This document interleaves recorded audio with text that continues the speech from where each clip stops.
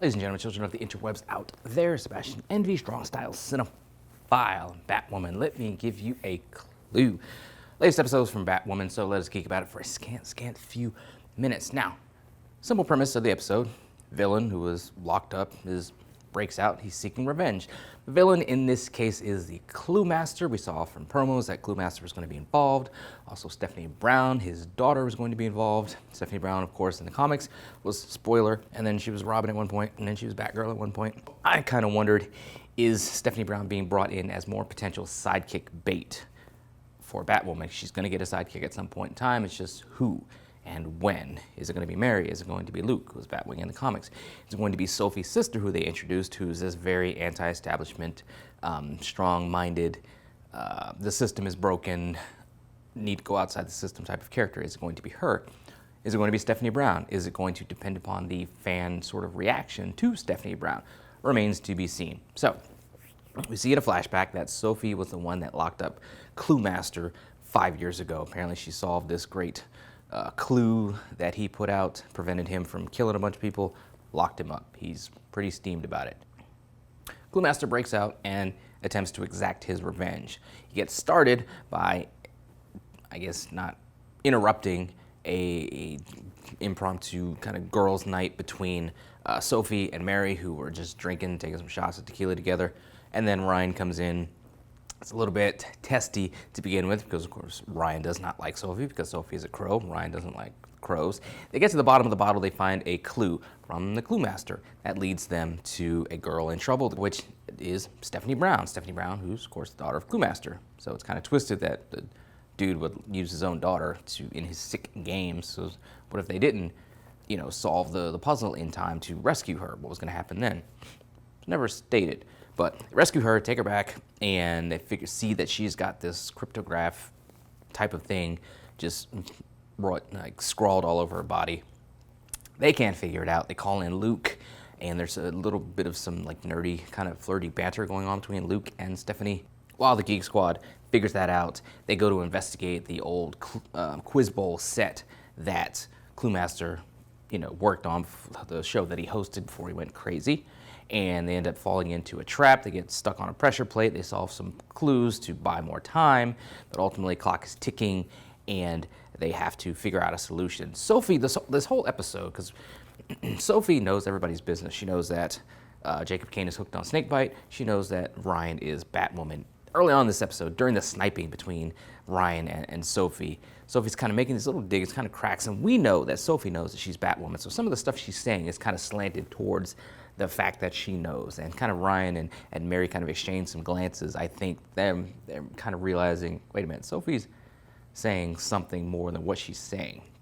But they never really figure it out until Sophie admits during the whole pressure plate situation that she knows Ryan is Batwoman and wants her to tell her, what can she do Batwoman-wise to help her.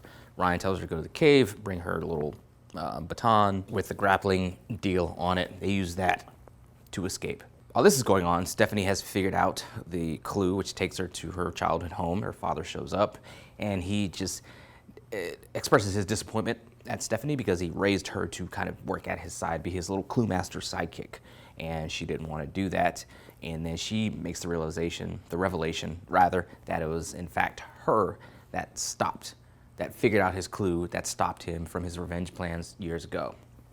This leads to Clue Master drugging her, putting her in his car with him, and he's just going to allow this gas to come in and kill them, murder-suicide type of thing. Again, this dude is about to off his own daughter. First he uses her in his machinations, then he's about to kill her with him. Luke shows up, saves the day. Clue Master is locked up to be used perhaps for another day because he shows up at the house with a version of his comic book suit. So I don't know. I don't think they would just have him wear that for literally 2 scenes and then never use it again. They might. But the episode ends with that. Stephanie says some stuff to Luke, kisses him, and we think maybe Luke's going to get lucky with Stephanie.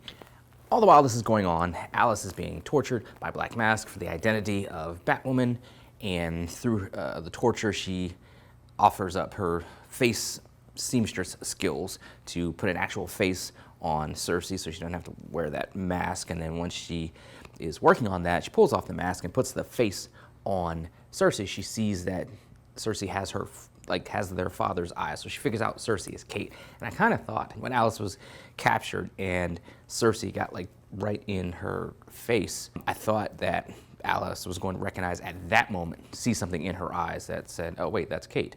I figured that the eyes were going to be the key. It was just a matter of when it was going to happen, which had happened in this episode. And she says something about her being Kate. So I'm kind of wondering, what is she going to do with this knowledge? Is she going to try to undo the hypnotism or whatever it is that Enigma did? What is she going to do with this knowledge? She's going to try to turn her on her side, and then they can get the upper hand on Black Mask. Because we know Alice is not going to kill Kate. She keeps on saying that. That's what she has to cling to. It's the only thing that she knows, the only thing that she can cling to stay relevant. It's also the only thing that the writers can do to keep her relevant on the show is to have her cling to this idea that she's going to kill Kate. So hopefully this is, again, what I've been wanting to do is build towards a totally Kate-free season 3. So maybe by the end of this season, Kate will go away, Alice will go away, Jacob will go away. Because Jacob, meanwhile, is tripping out on snakebite. End of the episode has him ODing or coding or crashing or something with the drug. He's found out by some homeless people. They take him to Mary's clinic, and she's working on him as the episode ends. Fairly okay episode, fairly straightforward, paint by the numbers as far as the main plot goes, but we got some evolution of some of the relationships of the characters, particularly Ryan and Sophie, and their working relationship going forth to eventual friendship, a well and true friendship, if that's the end game for that.